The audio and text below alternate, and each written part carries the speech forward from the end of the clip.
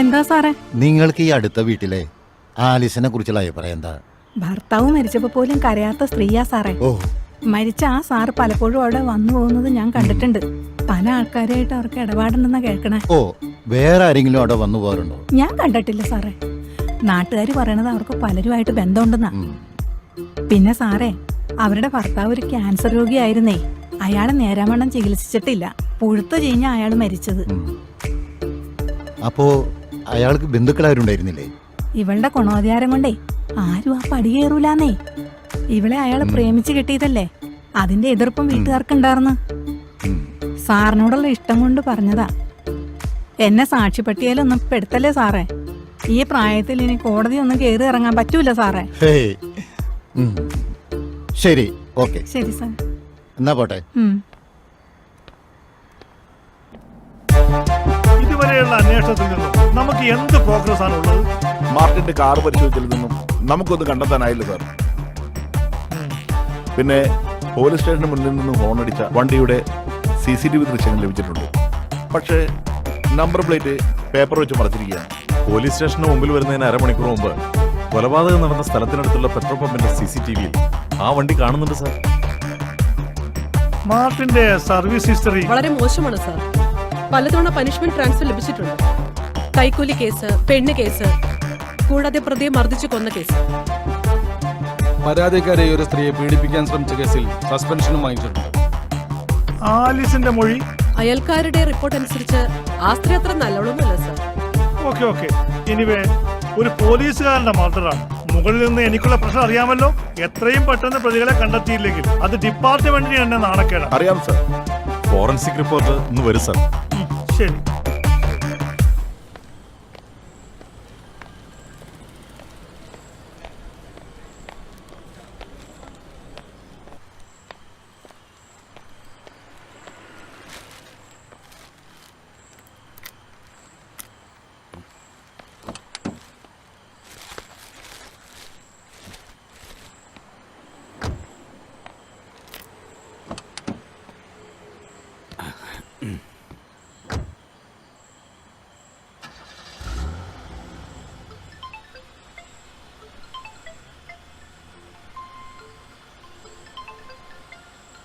Hello സുമേ, എവിടെ ഇപ്പോ?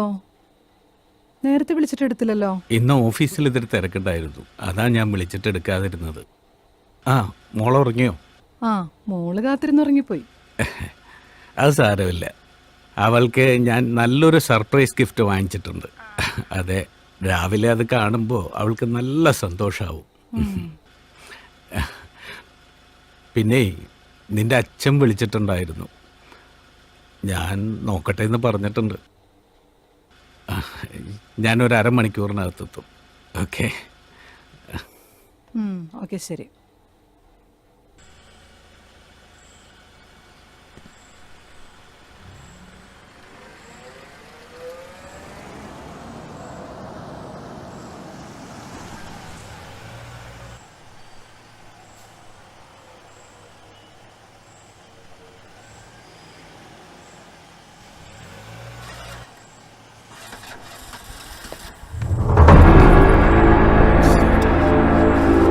സാറേ,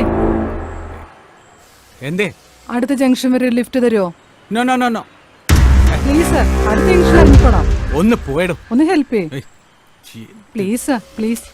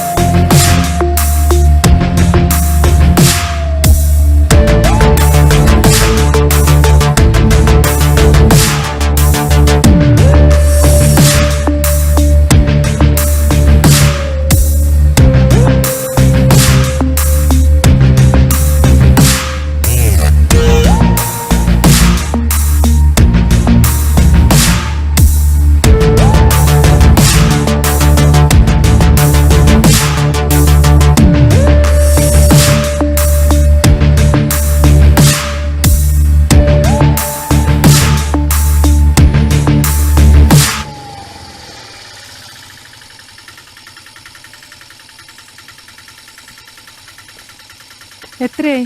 100 രൂപ. ദാ.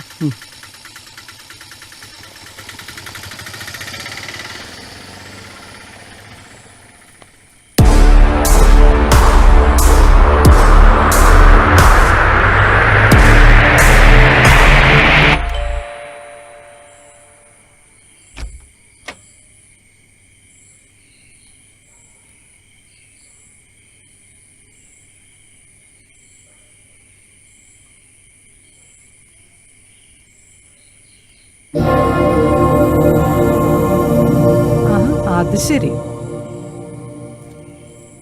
ഗിഫ്റ്റുമായിട്ട് 1/2 മണിക്കൂറിനുള്ളിൽ വരാന്ന് പറഞ്ഞിട്ട് ഇതോടെ വെച്ചിട്ട് ആളങ്ങോട്ട് മുങ്ങി.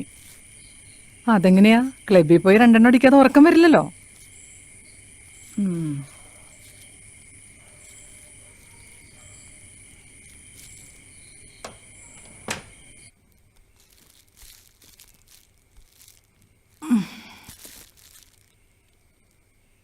എന്താണാവോ സർപ്രൈസ് ഗിഫ്റ്റ്?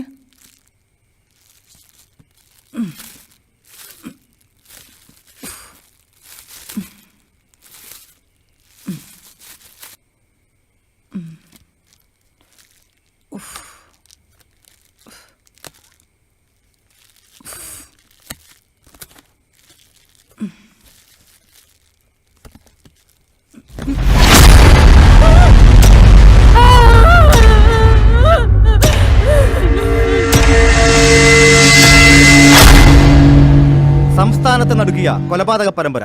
ഒരാഴ്ച മുൻപ് സബ് ഇൻസ്പെക്ടർ മാർട്ടിൻ കൊല്ലപ്പെട്ട അതേ രീതിയിൽ ഇന്നിതാ ഒരു അഭിഭാഷകൻ കൂടി കൊല്ലപ്പെട്ടിരിക്കുന്നു. തലയറുത്തു മാറ്റിയ രീതിയിൽ വീട്ടിലും ബോഡി നിർമ്മാണം നടന്നുകൊണ്ടിരിക്കുന്ന കെട്ടിടത്തിനുള്ളിലുമാണ് കണ്ടെത്തിയിരിക്കുന്നത്. കൊച്ചി നഗരമാകെ ഭീതിജനകമാണ്. ഇതൊരു സീരിയൽ കൊലപാതകമെന്നാണ് പോലീസ് സംശയിക്കുന്നത്. അടുത്ത ഇര ആരാണെന്ന് കാത്തിരിക്കുകയാണ് ജനങ്ങൾ. നിയമപാലകന്റെയും അഭിഭാഷകന്റെയും കൊലപാതകത്തോടുകൂടി ഏതോ ക്രിമിനൽ കേസിലെ പ്രതികളാണ് ഇതിന്റെ പിന്നിലെന്ന് സംശയിക്കപ്പെടുന്നു. പോലീസിന്റെ അനാസ്ഥയും ഗവൺമെന്റിന്റെ പിടിപ്പുകേടുമാണ് കൊലപാതക പരമ്പരയുടെ കാരണമെന്ന് പ്രതിപക്ഷ നേതാവ് പറഞ്ഞു. പ്രതികളെ ഉടൻ അറസ്റ്റ് ചെയ്യുമെന്ന് ആഭ്യന്തരമന്ത്രിയും വെളിപ്പെടുത്തി. കേസ് അന്വേഷണത്തിന് ചുക്കാൻ പിടിക്കുന്ന SP സതീഷ് മിശ്രയോട് കാര്യങ്ങൾ ചോദിച്ചറിയാം. സാർ, ഈ കൊലപാതകത്തെക്കുറിച്ച് താങ്കൾക്ക് എന്താണ് പറയാനുള്ളത്? അന്വേഷണം ഊർജിതമായി നടന്നുകൊണ്ടിരിക്കുകയാണ്. കേരള പോലീസിന്റെ അനാസ്ഥയാണ് പ്രതികളെ അറസ്റ്റ് ചെയ്യാൻ വൈകുന്നതെന്ന് പ്രതിപക്ഷ നേതാവ് പറഞ്ഞല്ലോ. ഞങ്ങൾ ഞങ്ങളുടെ ഡ്യൂട്ടി കൃത്യമായി നിർവഹിക്കുന്നത്. നിങ്ങൾ നിങ്ങളുടെ ഡ്യൂട്ടി ചെയ്യുക. ആവശ്യമില്ലാത്ത കാര്യങ്ങൾ പറഞ്ഞ് ജനങ്ങളെ വരെ തെറ്റിദ്ധരിപ്പിക്കരുത്. Christy, come on. കൊലപാതക പരമ്പരയെക്കുറിച്ച് സംസാരിക്കാൻ SP തയ്യാറായില്ല. അവർ അവരുടെ ഡ്യൂട്ടി കൃത്യമായി ചെയ്യുന്നുണ്ട് എന്നാണ് SPയുടെ വാദം. ക്യാമറമാൻ ഷാനവാസിനൊപ്പം ഞാൻ Mahesh, D channel, Kochi. Hello sir. എന്തായി കാര്യങ്ങൾ? ബോഡി കൺസ്ട്രക്ഷൻ നടക്കുന്ന ബിൽഡിംഗിലൊന്നും കണ്ടുകിട്ടിയിട്ടുണ്ട് സാർ. അദ്ദേഹത്തിന്റെ വൈഫിന്റെ മൊഴിയെടുത്തോ? ഇല്ല സർ, ഇപ്പോഴും പൂർണ്ണ ബോധാവസ്ഥയിലായിട്ടില്ല സർ. മകൾ ഉറങ്ങുകയായിരുന്നു, അതുകൊണ്ട് അവരൊന്നും അറിഞ്ഞിട്ടില്ല. പോലീസ് സേനയ്ക്ക് തന്നെ ആകെ നാണക്കേടായിരിക്കും. എത്രയും വേഗം തന്നെ പ്രതികളെ കണ്ടെത്തണം സർ. മിനിസ്റ്റർ വലിയ ചൂടില. ആദ്യത്തെ കൊലപാതകം നടന്നിട്ട് ഒരാഴ്ചയായി. ഇതുവരെ നിങ്ങൾക്കൊരു തുമ്പ് പോലും കണ്ടെത്താനായിട്ടില്ല. മുഖ്യമന്ത്രി എന്നെ വിളിച്ചിരുന്നു. പ്രതികളെ എത്രയും വേഗം അറസ്റ്റ് ചെയ്യണമെന്നാ ഓർഡർ. സർ, വിവരങ്ങൾ കൃത്യമായി എന്നെ അറിയിക്കണം.